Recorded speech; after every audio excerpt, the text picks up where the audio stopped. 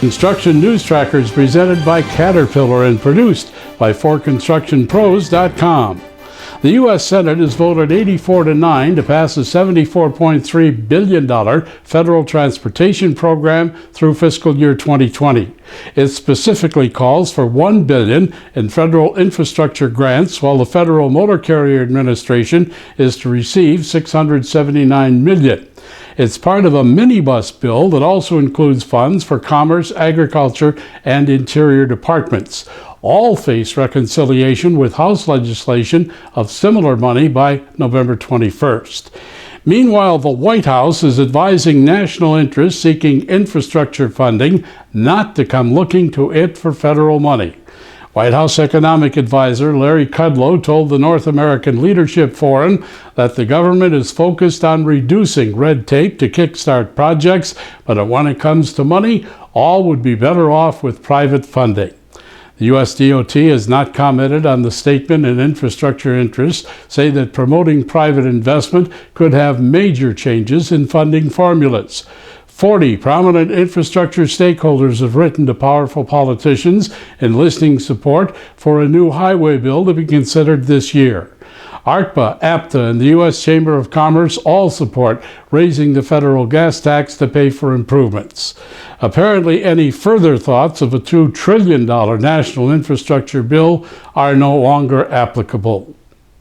Since 2013, 31 states have increased their gas taxes to keep abreast of the ever-expanding costs to keep infrastructure intact, using 54 different funding mechanisms to pay for them. Construction costs have increased 125% since 2003, and all without federal government assistance.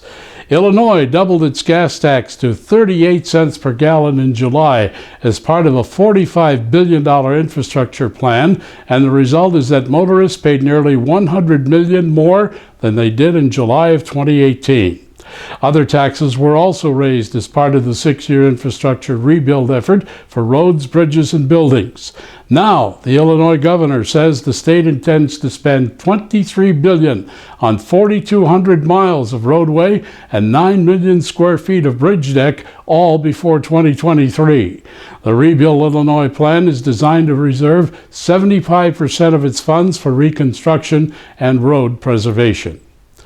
The government reports the transportation construction work put in place rose 12% this year to a record high of $45.6 billion. The Commerce Department also reports that construction spending rose 0.5% in September for the third consecutive month. Private residential construction spending rose 0.6%, all higher than analysts predicted. The housing market remains solid as home and apartment construction advances. This also points to the improved employment levels of 3.2% unemployment in September. ABC Chief Economist Anirban Basaw terms perfect the lowest September construction unemployment rate on record. Basaw says that current economic expansion will persist for the foreseeable future. That statement is buoyed by the fact that ABC construction backlog indicator is now up to 9 months.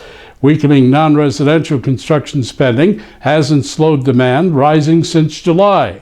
Contractors still are experiencing demand for their services despite being challenged by a continued lack of skilled workers to complete projects.